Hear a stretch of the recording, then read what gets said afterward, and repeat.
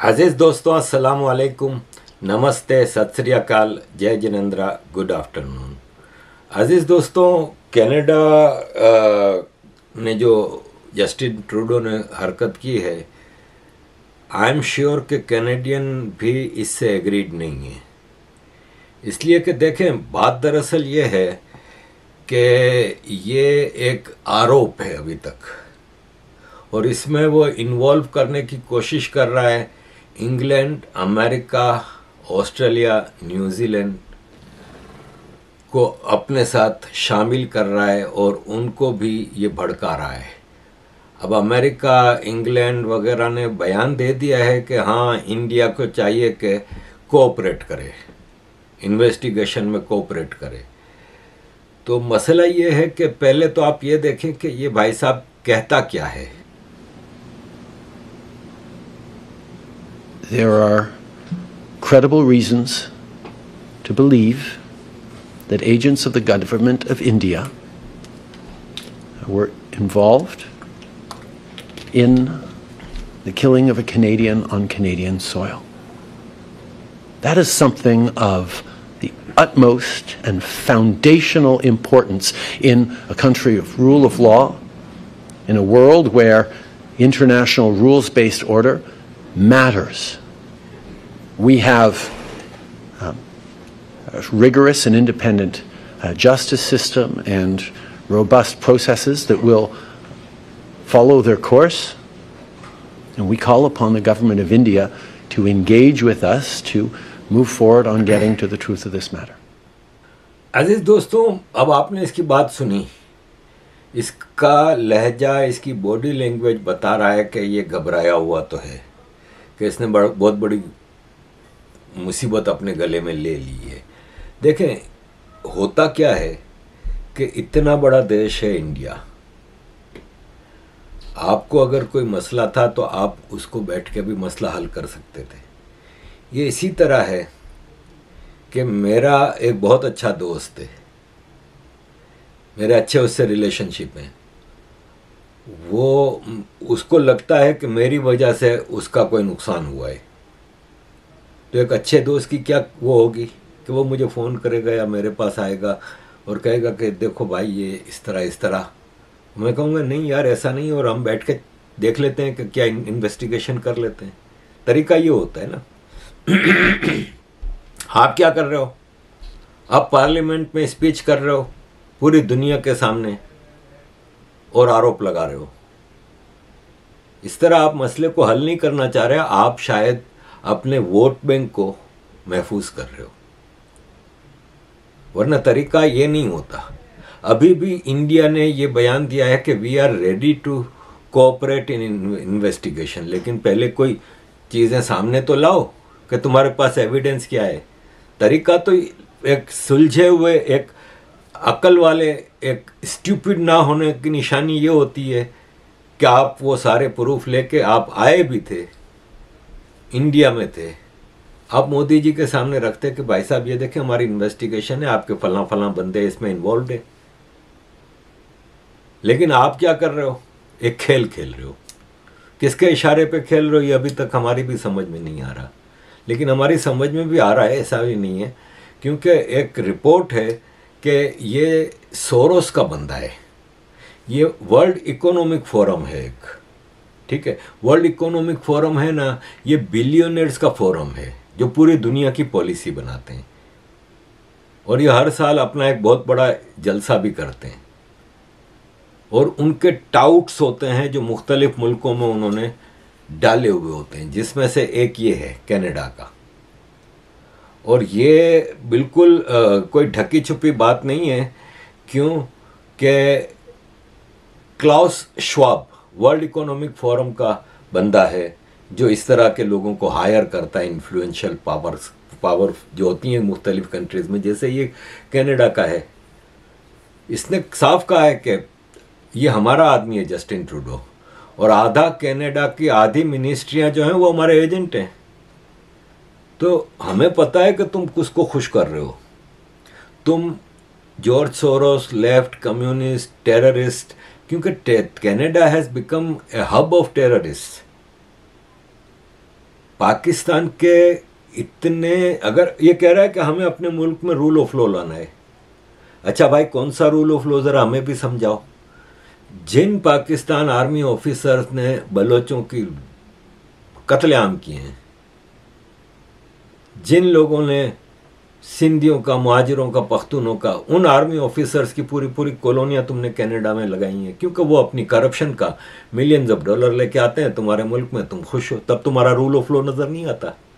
ये एक बंगाली है जो वांटेड है और जिस पे साबित हो गया है कि इसने 71 में बंगालियों के जेनोसाइड में हिस्सा लिया था, लेकिन आप कह रहे हो कि नहीं, एक्चुअली दरअसल हम ऐसे आदमी को डिपोर्ट कर नहीं सकते जिसको उसके मुल्क में मरने का खतरा है, यानी सजाए मौत है, इसलिए हम डिपोर्ट नहीं करेंगे, इसलिए आप टेररिस्ट अपने मुल्क में रखोगे।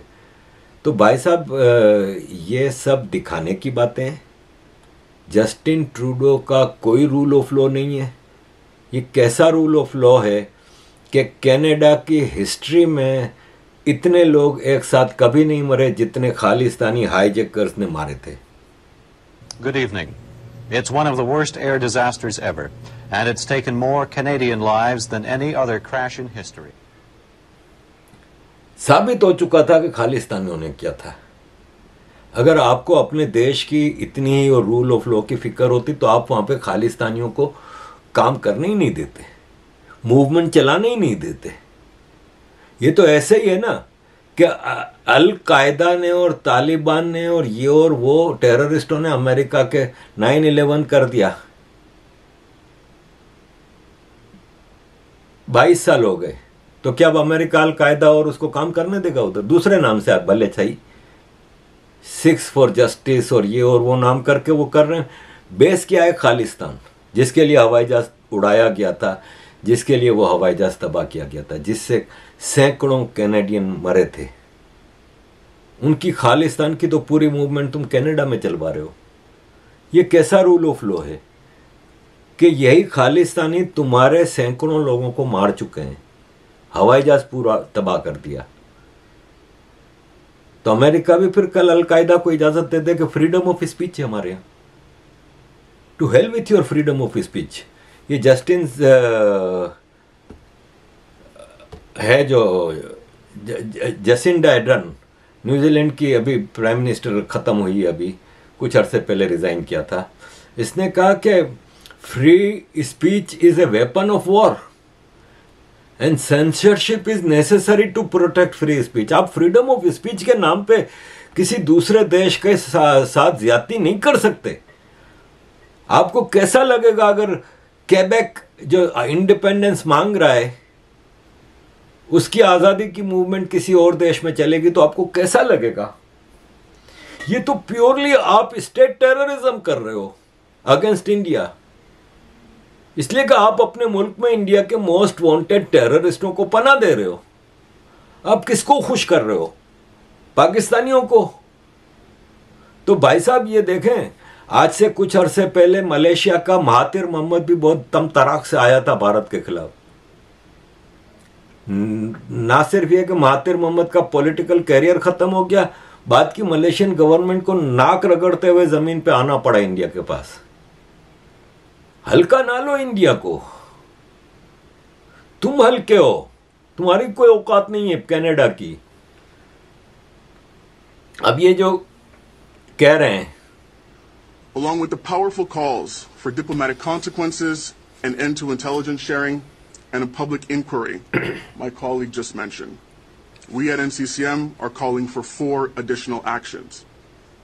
1, the immediate recalling of Canada's ambassador to India. 2, an initiation of the process of expulsion of the Indian ambassador to Canada, High Commissioner Shri Sanjay Kumar Verma. 3, a formal freeze on trade negotiations between India and Canada, including but not limited to the Comprehensive Economic Partnership Agreement, or CEPA. And 4, together with the WSO, we today call for the immediate ban of the RSS under the listing provisions in the Criminal Code and the अब removal इसमें बीच of में RSS कहां enslaved से आ from गई? Canada. मैं आपका agenda हमें समझ में आ गया, आरएसएस बीच में कहां से आ गई? अभी तो आप कह रहे थे इंडियन गवर्नमेंट इन्वॉल्व थी, तो आप आरएसएस पे पाबंदी लगा रहे हो। आपके बाप की हिम्मत नहीं है कि आप मुसलमानों की किसी एक्सट्रीमिस्ट ऑर्गेनाइजेशन पे पाबंदी लगाओ। आपके इसी मुल्क में करीमा बलोच का कत्ल हुआ, आपने उफ तक नहीं की, आपने मट्टी पाव करके इसको खत्म कर दिया केस को। आपको अच्छी तरह पता है कि आईएसआई ने किया था, लेकिन जाहिर है आप टेररिस्टों का एक सेफ हेवन हो, ताकि टेररिस्ट के पास पैसा होता है भाई। ये पाकिस्तानी जितने टेररिस्ट कनाडा में जाके आबाद होते हैं, मिलियंस ऑफ डॉलर लेके जाते हैं, आपको मजा लगता है, लेकिन आप अपने मुल्क का सत्यानाश कर रहे हो। आप खालिस्तानी और पाकिस्तानी टेररिस्टों को जो कनाडा में पनाह दे रहे हो ना, आपका मुल्क सत्यानाश हो जाएगा। अब आप अमेरिका से रिक्वेस्टें कर रहे हो कि हमारे मुल्क में एक बंदा मार दिया हमारा। अबे वो बंदा नहीं था, टेररिस्ट था। वो इंडिया में टेररिज्म करता था, मोस्ट वांटेड आदमी था। वो किसको कह रहे हो तुम? अमेरिका को। अमेरिका के जितने वांटेड थे ना, उसको अमेरिका ने कभी अदालत में पेश नहीं किया है। दुनिया के जिस मुल्क में भी होता था वहां जाके मारते थे। 7 मुल्कों पे खाली ओबामा ने बोम्बार्डमेंट की है, सिर्फ इसलिए कि हमारे मुल्क के टेररिस्ट उधर बैठे हैं जो अमेरिका के खिलाफ काम कर रहे हैं। पाकिस्तान में पूरा मुशर्रफ का पीरियड, पूरा जरदारी का पीरियड, 12 साल लगातार ड्रोन हमले होते रहे। पता ही नहीं होता था, कराची पे मेन रोड पे गाड़ियां जा रही हैं, अचानक ड्रोन आता है, रॉकेट मारता है, एक गाड़ी तबाह। क्या हुआ? वो अमेरिका ने कहा कि वो इसमें फलां तालिबान का लीडर था या फलां अलकायदा। कहाँ है रूल ऑफ लॉ भाई? किसी को ना अदालत में पेश करते हो ना कुछ, डायरेक्ट मार दिया। 540 ड्रोन स्ट्राइक्स किए हैं, 540। और एक ड्रोन स्ट्राइक का मतलब है रॉकेट मारते थे किसी घर में तो 25 आदमी, गाड़ी पे 5 आदमी, हजारों मार दिए बगैर किसी अदालत में, बगैर कोई सबूत दिए हुए। और दूसरे मुल्कों में जाके, सीरिया में, इराक में, लीबिया में, अफगानिस्तान में, पाकिस्तान में, सोमालिया में, एरिट्रिया में, यमन में, जहां मर्जी आई तुम लोगों ने जाके ठोक दिया। पता ही नहीं था कि वो टेररिस्ट थे नहीं थे, कोई सबूत नहीं, कोई अदालत नहीं, कोई रूल ऑफ लॉ नहीं। फिर आपने पाकिस्तान अफगानिस्तान से जो सैकड़ों सो कॉल्ड टेररिस्ट पकड़े थे, उनको ग्वांतानामो बे में रखा। No court, no rule of law, इसलिए कि Guantanamo Bay is not part of America. ये अमेरिका की कोई, क्यूबा के पास एक छोटा सा हिस्सा है जो अमेरिका ने कब्जा किया हुआ है, तो वहां अमेरिका का रूल ऑफ लॉ नहीं चलता, तो आपको इसलिए अदालत में नहीं पेश करना पड़ता था। आपने वहां पे वो रखे कैदी। अगर वो जेन्युइन टेररिस्ट थे तो आप उनको अमेरिका की जेलों में लाते, अमेरिका की कोर्ट से सजा दिलवाते, 500-500 साल की सजा दिलवाते, लेकिन आपके पास कोई प्रूफ नहीं था भाई। उनमें से ज्यादातर लोगों को छोड़ दिया, किसी को 2 साल बाद, किसी को 4 साल बाद, किसी को 10 साल बाद, किसी को 15 साल बाद। क्यों छोड़ा भाई? अगर वो टेररिस्ट थे तो। और अगर छोड़ा तो इसका मतलब आपकी गलती थी कि वो टेररिस्ट नहीं थे। और अगर वो टेररिस्ट नहीं थे और उनको आपने 5 साल, 10 साल, 15 साल जो वहां पे टॉर्चर किया, जो उनकी जिंदगी तबाह कर दी, उसका कोई कंपनसेशन दिया? उसमें कई ब्रिटिश सिटीजन थे, तो इंग्लैंड ने कुछ नहीं बोला। आज कह रहे हैं ना कि इंडिया को कोऑपरेट करो, तो इंग्लैंड ने अमेरिका को नहीं कहा कि हमारे सिटीजन को तुम ग्वांतानामो बे में लेकर चले गए, कंपनसेशन दो। सब ढकोसला है, सब ढकोसला है। अपने टेररिस्ट जहां लगे कि टेररिस्ट है, हालांकि टेररिस्ट है भी कि नहीं, आपने जाके मार दिए। Even presidents like Saddam Hussein and Gaddafi आपने मार दिए। ये जिनकी तुम बात कर रहे हो ना, England, America, Europe, Australia, Canada, New Zealand वगैरह, ये सब के जितने भी रिटायर्ड प्रेसिडेंट हैं, एक्स प्रेसिडेंट्स हैं, प्राइम मिनिस्टर्स हैं, जैसे इंग्लैंड के टोनी ब्लेयर हुए, अमेरिका के बुश हुए, ओबामा हुए, ये सब तो इंटरनेशनल कोर्ट ऑफ जस्टिस में वार क्राइम्स में बनता है उनके ऊपर केस। तुम एक 2% के टेररिस्ट जो कि तुम्हारे मुल्क में मारा जाता है, और वो भी देखें अभी एक और मारा गया ना, उसकी रिस्पॉन्सिबिलिटी भी एक जेल में बैठा हुआ क्लेम कर रहा है कि मैंने ठोक दिया, जो करना है कर लो, मैंने ठोक दिया। तो यह है कि मसला ये होता है कि देखें ये जो खालिस्तानी है ना, ये सबसे बड़ी मुसीबत पता है किसके लिए है? सिखों के लिए। क्योंकि सिख आज़ादी नहीं चाहते, सिख खालिस्तान नहीं चाहते। सिखों का धर्म और सिखों की कल्चर, सिखों की एक एंटिटी पूरी बदनाम हो रही है इन खालिस्तानियों की वजह से। उसको किसी खालिस्तानी ने ठोक दिया, किसी सिख ने ठोक दिया होगा तंग आके। आफ्टर ऑल सिख एक बहादुर कौम है, इनजस्टिस को बर्दाश्त नहीं करती। ये तुम्हारे जगमीत जी जैसे 2% के बंदा नहीं है। पंजाबी ਦੇ ਵਿੱਚ ਮੈਂ ਇਹ ਕਹਿਣਾ ਚਾਹੁੰਦਾ ਕਿ ਜੋ ਆਪਾਂ ਅੱਜ ਸੁਣਿਆ, ਸਾਨੂੰ ਸਾਰਿਆਂ ਨੂੰ ਪਤਾ ਸੀਗਾ ਛੋਟੇ ਹੁੰਦੇ ਨੂੰ ਕਿ ਜਿਹੜਾ ਹਿੰਦੁਸਤਾਨ ਦੀ ਹਕੂਮਤ ਬਹੁਤ ਜ਼ੁਲਮ ਕਰਦੇ ਨੇ, ਪਰ ਸਾਨੂੰ ਕਦੇ ਨਹੀਂ ਲੱਗਦਾ ਸੀ ਕਿ ਇੱਥੇ ਆ ਕੇ ਕੈਨੇਡਾ 'ਚ ਇੱਥੇ ਆ ਕੇ ਸਾਨੂੰ ਇਹੋ ਜਿਹਾ ਖਤਰਾ ਹੋ ਸਕਦਾ। ਮੈਂ ਸਾਰਿਆਂ ਨੂੰ ਇਹ ਕਹਿਣਾ ਚਾਹੁੰਦਾ ਕਿ ਮੈਂ ਇੱਥੇ ਹੈਗਾ ਆ ਤੇ ਜਿੰਨਾ ਕੁ ਮੇਰਾ ਤਾਕਤ ਹੈਗਾ ਮੈਂ ਹਟੂੰਗਾ ਨਹੀਂ ਜਦ ਤੱਕ ਜਸਟਿਸ ਤੇ ਇਨਸਾਫ ਮਿਲੂਗਾ ਇਸ ਮਾਮਲੇ ਦੇ ਵਿੱਚ। ਮੈਂ ਹਟਣਾ ਨਹੀਂ ਹੈਗਾ ਜਦ ਤੱਕ ਸਾਰੇ ਹੀ ਜਿਹੜਾ ਵੀ ਕੋਈ ਲਿੰਕ ਹੋਵੇ ਉਹਦਾ ਪੂਰੀ ਖੋਜ ਕੀਤਾ ਜਾਵੇ ਤੇ ਜੋ ਨਿਆਂ ਆ, ਜੋ ਜਸਟਿਸ ਹੈ, ਜੋ ਇਨਸਾਫ ਹੈ ਉਹ ਕੀਤਾ ਜਾਵੇ। अजीज दोस्तों, ये जगमीत जैसे सारे टेररिस्ट जाके कनाडा में पनाह लेते हैं। Canada has become a hub of global terrorist. और मैं समझता हूं कि अगर यही रफ्तार रही तो 10 साल बाद जैसा 9/11 अमेरिका में हुआ, ऐसा वेस्ट में कई जगहों पे होगा और वो कनाडा से इनिशिएट होगा। ये आपको मैं लिख के दे रहा हूं कि माने हुए पाकिस्तानी टेररिस्ट, माने हुए खालिस्तानी टेररिस्ट, टॉप के टेररिस्ट माइंड। अब आप मुझे ये बताएं कि ये जो पन्नू है, इसने वार्निंग दे दी है कि हिंदूज कनाडा छोड़ दो, leave Canada, go to India. Justin Trudeau, where is your bloody rule of law? Where is your rule of law? 7-7.5 lakh Hindu Canada में रहते हैं। ज्यादातर उसमें कैनेडियन सिटीजन है या स्टूडेंट्स हैं। तुमने इस पन्नू को पकड़ा, तुम इंडिया की बात करते हो कि इंडिया हमें हमारे बंदे थे जिसने मारा है ये वो। ये तुम्हारे सामने टेररिस्ट है जिसने इंडिया में कई लोगों के ऊपर बाउंटी लगाई है। डिप्लोमेटिक वेव है जिसने इंग्लैंड, कनाडा, अमेरिका में इंडिया के डिप्लोमेट्स की फोटो लगा के उनकी जिंदगी खतरे में डाली। Where the hell is your rule of law? इसको नहीं पकड़ रहे हो? कहां है वो America?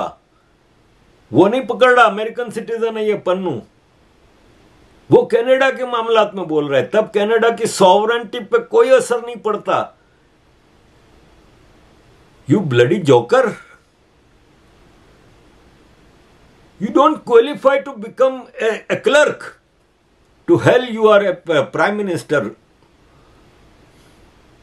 Where is your rule of law? ये बकवास कर रहा है कि छोड़ दो हिंदुओं, कनाडा छोड़ दो। Who the hell are you, terrorist? तब कनाडा के रूल ऑफ लॉ पे, कनाडा की सॉवरेंटी पे कोई फर्क नहीं पड़ रहा कि एक अमेरिकन आके वहां के 7 लाख कैनेडियंस को कह रहा है कि छोड़ दो कनाडा। एक लफ्ज तुम नहीं बोल रहे हो जस्टिन ट्रूडो, एक लफ्ज तुम नहीं बोल रहे हो। वाहेगुरु जी का खालसा, वाहेगुरु जी की फतेह। Since Trudeau government has paused the trade agreement with India, Indo-Canadian Hindus have started a linguistic approach. They are working against the interests of Canada and siding with India. Indo-Hindus, leave Canada, go to India. This is the same third world country which you left to come to Canada after reaping economic benefits. You are working against the same country which has given you the life. You are not only Justin Trudeau family is godfather of global terrorists. You are giving safe havens to all the Khalistani and Pakistani terrorists. People are not safe in Canada. Canada में लोग India से डर के नहीं, खालिस्तानियों से और टेररिस्टों से डर के जीते हैं। मैं अभी अमेरिका गया था। मैंने अमेरिका में 20 दिन गुजारे, जिसमें मैंने 9 दिन बल्कि 10 दिन न्यूयॉर्क में रखे थे। मेरा न्यूयॉर्क में कोई प्रोग्राम था भी नहीं। मेरे लॉस एंजलिस में प्रोग्राम थे, मेरे सैन डिएगो में थे, आर्कनसास में थे। न्यूयॉर्क में मेरी अभी किसी से बात भी नहीं हुई थी, लेकिन मैंने इसलिए 10 दिन रखे थे कि मैंने सोचा था 3-4 दिन के लिए, साथ ही टोरंटो है तो चला जाऊंगा कनाडा। वहाँ पे ताहिर गोरा भाई हैं, कई मेरे अच्छे दोस्त हैं वहाँ पे। मैंने कहा उनसे जाके मुलाकात होगी, सब कुछ होगा, लेकिन मैं नहीं जा सका। मुझे मशवरा दिया गया कि वहाँ पे खालिस्तानी टेररिस्टों का राज है, चलते फिरते बंदा टपका देते हैं। जो रूल ऑफ लॉ की बात कर रहा है जस्टिन ट्रूडो, कितने इंडियन मंदिरों पे हमले हुए उधर अमेरिका में हुए, तब आपका रूल ऑफ लॉ खराब नहीं होता? आपका रूल ऑफ लॉ अब एक टेररिस्ट के मरने पे खराब होता है। तो जस्टिन ट्रूडो को मेरी ज़बान समझ में नहीं आती और मैं इंग्लिश में बोलना नहीं चाह रहा। कोई मेरे को बात करा दे एक बार, मैं इसको नंगा करके रख दूंगा कि इसकी साले की औकात क्या है। अजीज दोस्तों, मेरे पास कनाडा के हवाले से बहुत सारी चीज़ें हैं। मैं एक और सेशन करूंगा, उसमें मैं आपको कनाडा में क्वेबेक आज़ादी मांग रहा है, क्यों मांग रहा है, क्या है, ये आपके सामने रखूंगा। पूरा एक रिसर्च कर रहा हूँ। वैसे भी जाहिर है, देखें क्वेबेक मॉन्ट्रियल जो इलाका है ना, वो फ्रेंच स्पीकिंग है। मैं भी फ्रांस का हूँ, तो मैं 92 में जब बेल्जियम में रहता था, तब इसका रेफरेंडम हुआ था क्वेबेक का आज़ादी के लिए कनाडा में। और आप यकीन मानेंगे 49.5% ने कहा कि आज़ादी चाहिए, 50.5% ने कहा कि नहीं चाहिए। तो वो रेफरेंडम सिर्फ 0.5% से रह गया। और वो 0.5 भी इसलिए था कि कनाडा जब इमिग्रेशन देता है ना, तो ज़्यादा अट्रैक्ट करता है कि हम आपको इमिग्रेशन देंगे, लेकिन आपने रहना क्वेबेक में होगा। इसलिए कि वो इमिग्रेशन इंग्लिश स्पीकिंग लोगों को देता है, इंडियन को, पाकिस्तानी को, बंगाली को, अरब्स को, नॉन फ्रेंच स्पीकिंग को, ताकि वहाँ पे क्वेबेक में इंग्लिश स्पीकिंग लोगों की पॉपुलेशन ज़्यादा हो जाए और वो माइनॉरिटी में आ जाए। ये एक बड़ा गंदा सिस्टम होता है जिसके तहत ये चीज़ें मुख्तलिफ इलाकों में की जाती हैं, ताकि एक पॉपुलेशन को ऑप्रेस करने के लिए वो मेजॉरिटी में है, उनको माइनॉरिटी में। तो सिर्फ 0.5% से वो हार गए थे। तो वो मैं इस पर पूरा एक प्रोग्राम करने वाला हूँ। और मैं समझता हूँ कि हमको सोशल मीडिया पे क्वेबेक की आज़ादी के लिए एक मूवमेंट चलानी चाहिए। अजीज़ दोस्तों, ये जो 3 बैठे हैं ना IMF की मैनेजिंग डायरेक्टर के सामने, पाकिस्तान का केयरटेकर प्राइम मिनिस्टर, पाकिस्तान का फॉरेन मिनिस्टर जिलानी और साइरस काजी पाकिस्तान का फॉरेन सेक्रेटरी, इन्होंने तीनों ने अभी अमेरिका में कई फोरम्स पे बैठ के इंडिया के खिलाफ बातें की हैं। आप इनकी औकात देखें, इनकी औकात देखें कि एक IMF की मैनेजिंग डायरेक्टर इनको डिक्टेशन दे रही है। ये गुलाम भिखारी इनको तड़ियां लगा रही है, इनको कह रही है कि यूं करो, यूं करो, यूं करो। ये अपने मुल्क में पेट्रोल, गैस, इलेक्ट्रिसिटी, डॉलर, गंदुम, किसी चीज का भाव तक अपनी मर्जी से नहीं लगा सकते। वो इंडिया के बारे में बात कर रहे हैं। इनको शर्म भी नहीं आती। अजीज दोस्तों, ये एक बैठा है कुत्ते का बच्चा। मैं लॉस एंजलिस गया ना, तो मेरे दोस्त हैं, बहुत ही प्यारे दोस्त हैं, बड़े भाई हैं, नवीन भाई। तो मैं नवीन भाई के घर पे सुबह होटल से चला जाता था। इनका एक बहुत ज़बरदस्त एक फीमेल डॉग थी, बहुत बड़ी थी, बहुत फ्रेंडली और बहुत अच्छी। तो नवीन भाई ने मुझे पहले ही दिन कहा कि आरिफ भाई मैं आपसे बहुत नाराज़ हूँ। मैंने कहा क्यों? बोले यार आप बात बात पे कुत्ते का बच्चा कहते हैं, ये देखें कुत्ते का बच्चा कितना प्यारा है, वफादार है, ख्याल रखता है, आपके दुश्मनों को काटता है, आप कैसे पाकिस्तानियों को कुत्ते का बच्चा कहते हैं? तो सॉरी नवीन भाई, ये देख लें एक खबीस। It is time for the international community to accept that India has become a rogue Hindutva terrorist state that not only has conducted terrorism in Kashmir, not only have we in Pakistan caught their spies involved in terrorism in our country, but they have now been caught violating the sovereignty of a NATO member state. This is not only a violation of Canadian sovereignty. This is a violation of international law and international norms, and the Pakistan People's Party calls, but Pakistan should call on the international community to stand with the people of Canada and highlight the atrocities of the religio-fascist state that is today's India. अजीज दोस्तों, ये हैं पाकिस्तान खुद देखता नहीं कि क्या कर रहा है।